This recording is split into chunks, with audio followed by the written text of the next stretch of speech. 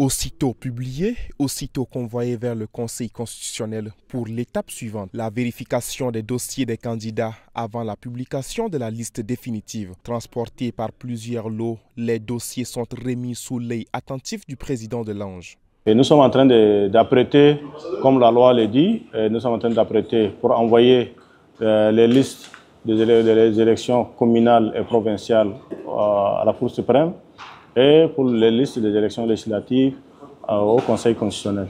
Et parallèlement, nous transmettons aussi une copie de ces listes au cadre de concertation des partis politiques. Il revient désormais à cette institution de rendre son verdict sur les différentes listes conformément au code électoral.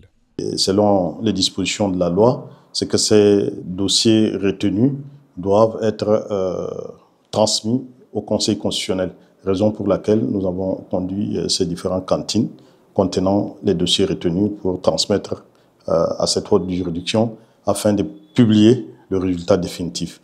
Sur les 1321 candidatures reçues pour les législatives, 1274 dossiers conformes ont été retenus par l'Ange. Les candidats dont les dossiers ont été rejetés disposent de 5 jours, du mercredi 13 novembre au lundi 18 novembre 2024, pour faire appel auprès du Conseil constitutionnel. Après 2 prorogations du délai de dépôt des dossiers de candidature et près de 10 jours d'examen des 10 dossiers, l'Agence nationale de gestion des élections fait le point. Pour les législatives, sur 718 listes déposées pour 1321 candidats présentés par 179 partis ou regroupements de partis politiques, 1274 candidatures ont été jugées conformes et retenues. Concernant les provinciales, sur 447 listes déposées pour 1260 candidats issus de 134 partis ou regroupements de partis politiques, 1157 candidatures conformes ont été retenues. Pour les communales, les 285 listes déposées pour 6156 candidats provenant de 93 partis ou regroupements de partis politiques ont été retenues. Certains, après régulation de certains documents. Au niveau de la diaspora, divisée en 4 zones, Afrique, Amérique, Asie et Europe, 24 listes pour 24 candidats présentés par 16 partis ou regroupements des partis politiques ont été reçus. Parmi celles-ci, 18 dossiers conformes ont été retenus.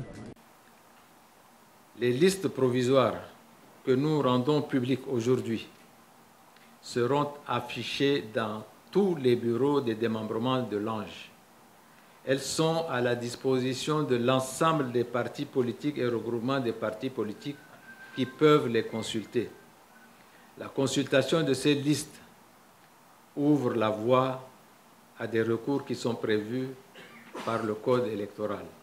L'Ange se félicite du taux de participation des femmes qui s'élève à 34,61%. Mahamat Zein Bada, candidature rejetée. Lui qui se présentait pour le département d'Abtouyour dans la province du Guéra, sa région natale. Contre toute attente, le numéro 1 du parti au pouvoir ne sera pas en lice.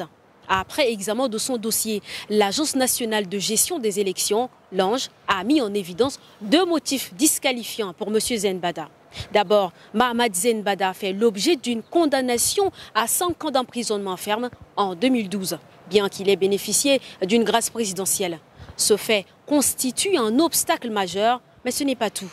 Le dossier du candidat manquait également de la preuve de sa mise en disponibilité de son corps d'attache, la police.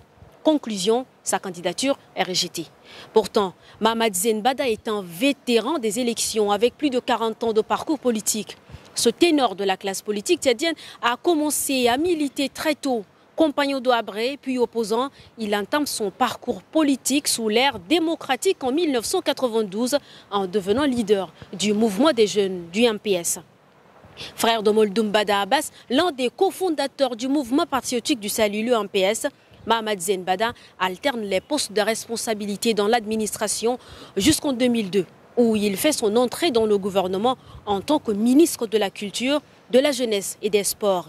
Il prend ensuite en charge le ministère de la Décentralisation en 2004, avant d'être nommé ministre de l'Intérieur en 2005. Entre 2016 et 2021, Mahamat Zein Bada est secrétaire général du mouvement patriotique du salut, le MPS, et en parallèle, il préside le cadre national de dialogue politique, CNDP. Lors des 2 dernières élections présidentielles, Zein Bada a été directeur de campagne. En 2021, il a contribué à l'élection du maréchal Idriss Déby Itno. Puis, le 25 mars 2024, Mahamat Zenbada est désigné directeur national de campagne du président sortant, Mahamat Idriss Déby Itno, candidat de la coalition pour un Tchad uni lors de l'élection de mars 2024.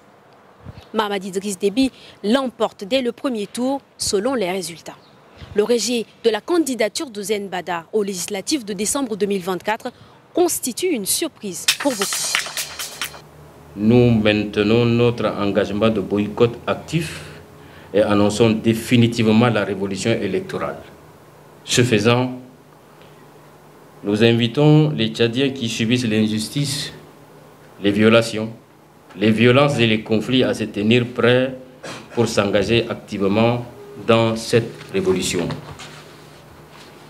Entre-temps, nous tenons à rappeler que ce n'est pas en rejetant sous instruction les candidatures de quelques condamnés du MPS que l'ange va prouver son impartialité. Les discussions ont porté sur l'opportunité de rattacher l'Agence d'aménagement des zones économiques spéciales au ministère de l'économie et de l'industrie, ainsi que sur l'état d'avancement des projets de l'ASES depuis sa création. Face aux préoccupations des conseillers, le ministre répond. Soyez rassurés de ce côté, nous sommes en train de travailler avec mon équipe pour donner une autre image. Comme on peut, parce que nous travaillons de manière pleine et entière, presque toute la journée, de tous les jours même, pour réussir notre mission. Et nous agissons bien évidemment dans la limite de nos attributions. Le projet de loi en discussion vise désormais à rattacher l'ASES au ministère du Commerce et de l'Industrie. C'est pour attirer les investisseurs étrangers que le gouvernement a mis en place cette zone. Ces espaces économiques ont pour but de promouvoir le développement et la diversification de l'économie du Tchad, notamment à travers l'exportation des produits locaux. Cette initiative a été officialisée par 3 ordonnances datées du 28 juillet 2022. Cette initiative de la FAO apporte un soutien direct aux ménages les plus touchés par les inondations. Pendant 10 jours, 5000 personnes ont contribué à la construction des digues pour renforcer leur protection, recevant chacune 30 000 francs CFA en compensation. Les bénéficiaires se disent soulagés par cette aide. Je suis vraiment joyeux de ce travail. Et on a travaillé, mais quand même, ce n'est pas le travail qui doit mériter ces choses-là, mais quand même, on est vraiment joyeux. On a reçu l'argent et cet argent va nous permettre d'inscrire nos enfants à l'école, de leur payer la nourriture. Et vraiment, nous sommes vraiment contents. Je suis vraiment très heureuse.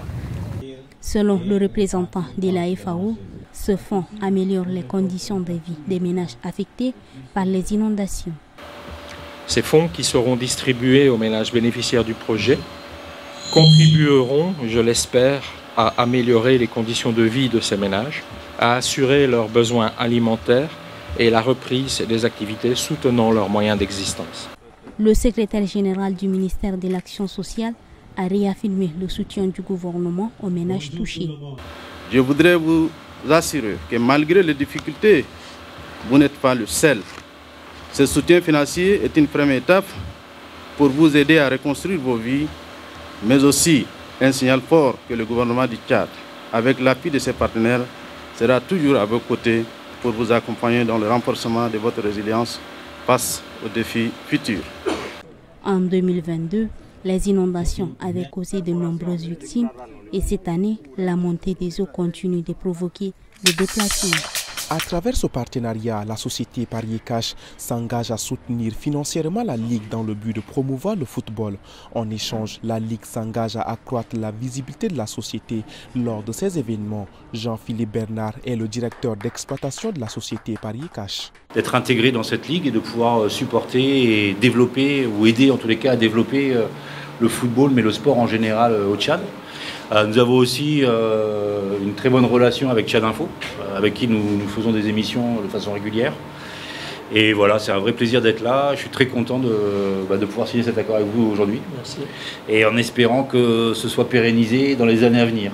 Ce partenariat est une bouffée d'oxygène pour la Ligue qui manque cruellement de partenaires, selon Mohamed Abdoulaye Adesh, président de la Ligue de football professionnel de N'Djamena. Ce partenariat n'est pas seulement une affaire commerciale, Il s'agit d'une véritable alliance stratégique qui vise à promouvoir notre championnat, à développer notre visibilité et à envoyer l'expérience de nos supporters. Le partenariat est prévu pour une durée d'1 an. La nouvelle s'est répandue sur les réseaux sociaux. Le géant de la communication américaine, Starlink, déposera bientôt ses valises au Tchad. Starlink, un système de communication satellitaire permettant d'offrir l'accès à Internet via satellite, est perçu comme un réseau révolutionnaire. Dans les rues d'N'Djamena, c'est un ouf de soulagement pour les opérateurs téléphoniques et les habitants. Ça va permettre aux jeunes Tchadiens pour la connexion et d'autres choses aussi. Comme vous le voyez, on a des sociétés téléphoniques mobiles. Donc avec eux, c'est pas facile de gérer l'autre là, la connexion.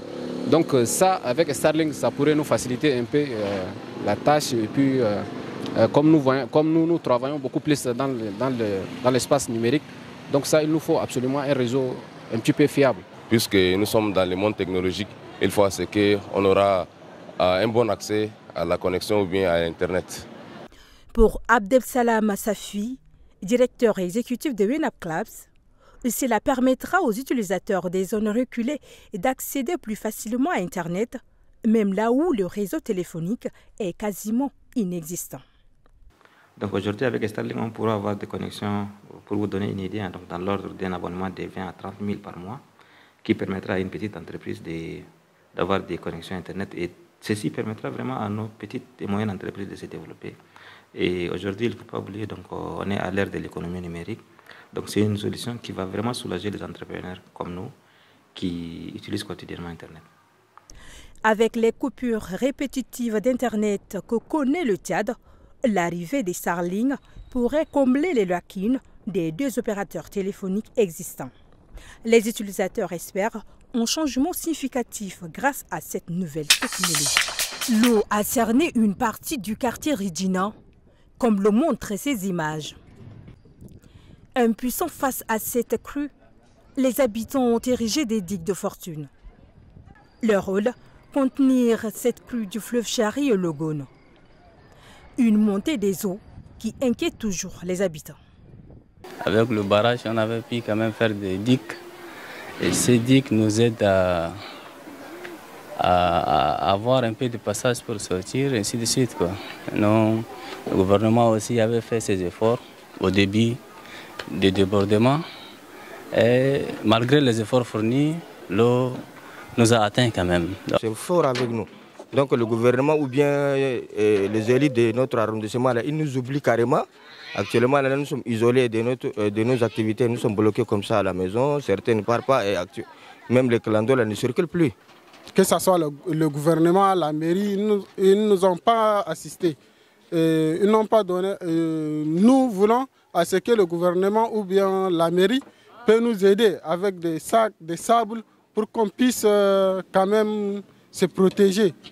De son côté, le maire du 5e arrondissement assure que des mesures concrètes ont été prises face à ces inondations. Nous, en tant que commune du 5e arrondissement, en collaboration avec les chefs de carré et les délégués des quartiers, avons procédé à la distribution des sables et des sacs aux ménages. Cependant, nous avons constaté que cela n'était pas suffisant. Avec le soutien du projet Pilier, nous avons creusé les caniveaux de l'avenue Bezo pour donner l'eau jusqu'au marigot du quartier Amligébé. De l'autre côté, l'eau sera déversée dans le marigot de Diguel, ce qui permettra un meilleur drainage de cette zone.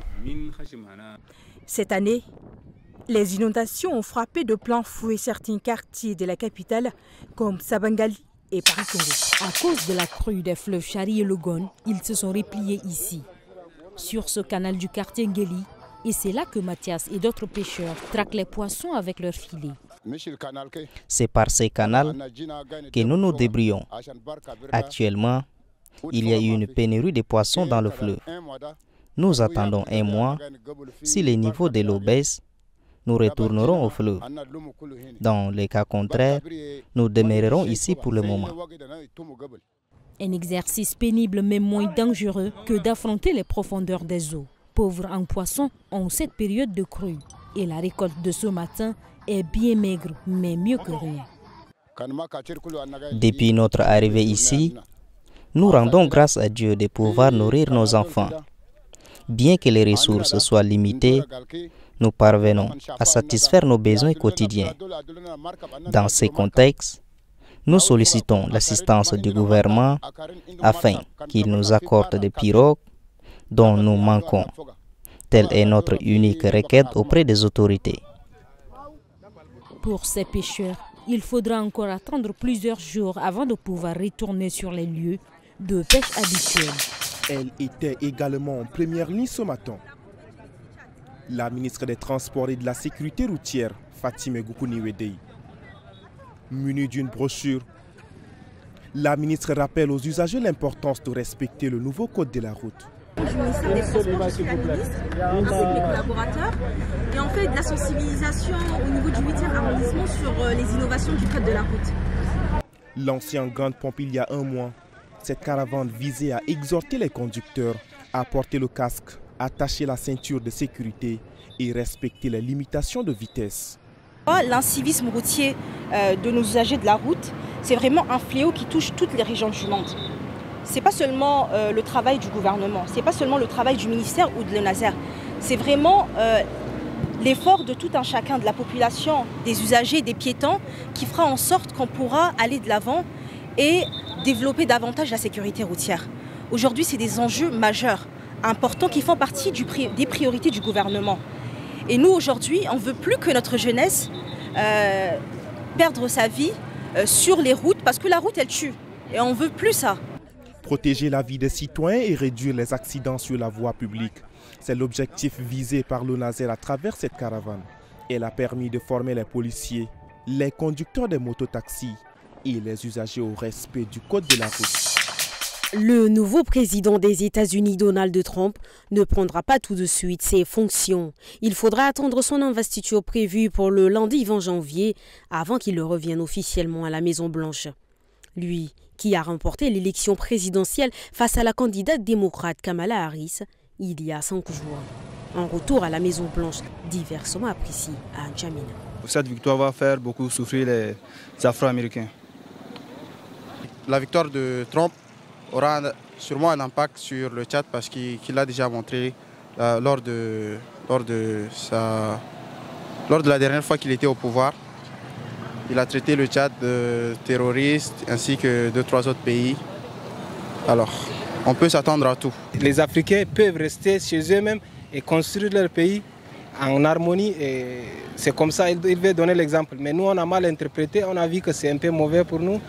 Pourquoi Donald Trump revient au pouvoir et il empêche aux Africains, peuple africain, d'aller en Amérique. En 2017, sous la présidence de Donald Trump, les États-Unis ont mis le Tchad sur liste noire, une décision controversée. Le retour du candidat républicain à la Maison-Blanche aura-t-il un impact sur le Tchad? Il est clair que les Tchadiens qui veulent aller étudier aux États-Unis ou qui veulent aller faire des affaires aux États-Unis et qui veulent aller résider aux États-Unis, ils pourraient avoir plus de difficultés sous l'administration Trump que sous toute autre administration républicaine ou sous une administration démocrate. Mais ceux qui veulent aller en voyage régulier, bon, peut-être que ça ne sera pas aussi compliqué, ça ne va pas trop changer. Pour ceux qui veulent aller pour des réunions, pour des conférences, l'entrée sera assez, peut-être sera régulée, mais pas outre mesure. C'est la seconde fois que Donald Trump remporte l'élection présidentielle aux États-Unis. Il a été élu en 2017, puis aujourd'hui, en 2024. La pénurie de carburant frappe de plein fouet la ville de Moundou. Depuis 2 semaines, s'approvisionner en carburant est devenu un véritable parcours du combattant. Dans les stations, il faut attendre des heures pour espérer faire le plein. Pointées du doigt face à cette situation, les autorités chargées de la régulation du secteur pétrolier se défendent. La raffinerie qui nous ravitaillait depuis N'Djamena, la quantité qu'elle produisait ne suffisait pas pour tout le Tchad. Pour les conducteurs de mototaxi, la cause de cette pénurie serait ailleurs. C'est la 2e semaine déjà dans chaque station, si on passe, on nous dit que non, c'est juste, on nous sert pour 15 000 parfois. On se tracasse d'abord pour trouver un 20 000 francs. Et c'est que là, franchement, avec l'augmentation du prix, là, c'est un peu dur, quoi. Nous, les clandemans, on sort le matin, on roule comme ça, puis le fait de trouver le carburant pour servir les clientèles, mais c'est un tas de problèmes. Tu viens, tu restes à la station pendant quelques temps d'abord, 2 ou 3 de temps d'abord. Ils vont te servir un tube de 2 à 3 litres. Mais c'est insuffisant. Ça ne peut pas servir les clientèles. Les pays là, comme ça, là, ça ne va pas avec nous. Ou c'est l'État qui fait les choses comme ça, ou bien c'est le commerçant qui fait comme ça, on ne sait jamais. Donc, on voulait que laisse pays là en paix, on prend essence, on travaille avec ça. Parce que le lendemain, là, il sauve beaucoup de gens, quoi. La ville de Moundou compte 18 stations-service et aucune d'entre elles n'arrive pour l'instant à approvisionner normalement les usagers en carburant. Des écoliers assis à même le sol, les plus chanceux sur des troncs d'arbres. De l'école Doubé Aéroport au lycée communal de Doba, en passant par Yeldanou, le constat est identique. Les salles de classe sont à ciel ouvert, faites de paille. Il n'y a pas de bureau pour les proviseurs qui tiennent leurs réunions sous les arbres. Il faudrait qu'ils passent voir seulement que notre école, parce que ça rime pas. Parce que nous sommes en ville. Nous sommes en ville, mais si on voit notre école comme ça, là, c'est pas bon. Nous évoluons sur les feuilles des rogniers, des feuilles des herbes, ainsi de suite. Donc pour cette fois-ci, ce que nous demandons en ce moment, nous voulons que l'État voit cette école-là et qu'il pense un peu à nous. La proviseure du lycée communal de Doba lance un appel à l'aide. Nous, en tant que dirigeante de cet établissement, nous, en tant que mère, ça nous fait mal de voir les enfants étudier dans ces conditions. Et c'est un cri de cœur que je lance à l'endroit de toute personne de bonne volonté, à l'endroit de nos autorités éducatives, à l'endroit de nos autorités au plus haut niveau, si elles peuvent vraiment penser à cette situation. Ces établissements scolaires primaires et secondaires publics ont été créés pour rapprocher les élèves. Mais ils semblent avoir été oubliés, même dans cette zone exportatrice du pétrole. Cela fait maintenant 10 ans, jour pour jour, que Joseph, 54 ans, vit avec cette maladie, le diabète. À chaque instant, il est contraint de surveiller sa glycémie. Un écart et sa vie pourrait basculer. Ce diabète le fait souffrir au prix même de son orteil et Joseph pense l'avoir hérité de ses parents. Aujourd'hui, il s'adapte pour survivre. Ce que tu vas beaucoup manger, c'est les aliments, les fruits et les légumes et des trucs comme ça que on m'a conseillé de beaucoup utiliser. Mais pas le thé et sucreries, tout ce qui est sucré seulement là, on m'a interdit. Peut-être des sucres naturels. Voilà, mais sinon, ce qui est fabriqué là, c'est interdit. Il existe plusieurs types de diabète, dont le type D est le plus courant. Ce type est souvent lié à des facteurs de risque, tels que l'obésité, le manque d'activité physique et des antécédents familiaux, comme l'explique cet expert. Il y a des patients qui prennent chaque jour le maltine avant de dormir. Tout ce genre de pratiques, c'est à bannir. Deuxième de chose, il faut avoir une activité physique régulière. Ça, c'est très important. Une activité physique régulière. Troisième de chose, il faut à chaque apparition d'un signe similaire au diabète, polyurie, polydipsie, c'est-à-dire le malade fait beaucoup d'urine, il boit beaucoup, il a une plaie ou bien il a une vision floue, ça commence à s'inquiéter, il sera préjudiciable de voir un médecin. Des millions de personnes à travers le monde sont touchées par cette pathologie. Ici au Tchad, le taux de mortalité lié à cette maladie est de 12%. La journée Portes ouvertes de Campus France vise à informer et orienter les jeunes Tchadiens sur les possibilités d'études en France. L'événement offre aux participants l'opportunité de rencontrer des experts, des étudiants ayant étudié en France, ainsi que des représentants d'institutions françaises et locales. Ce matin, Benjamin Wies, conseiller de coopération et d'action culturelle, a mis en avant l'importance de l'accompagnement proposé par Campus France dans ce processus. Les agents de l'espace Campus France sont expérimentés et ils sont disponibles pour vous accompagner tous les jours du lundi au vendredi. Participez aux séances d'information et aux ateliers de formation proposés par l'espace pour réussir votre campagne. J'insiste, ces ateliers sont conçus pour vous. Ils sont là pour vous expliquer beaucoup de choses que vous n'avez pas forcément en tête, beaucoup de codes non écrits. Et il faut vous saisir de cette opportunité. Venez à ces ateliers. Présent au Tchad depuis 2019, Campus France est un organisme public dédié à la promotion de l'enseignement supérieur français à l'étranger et à l'accueil des étudiants et chercheurs internationaux en France.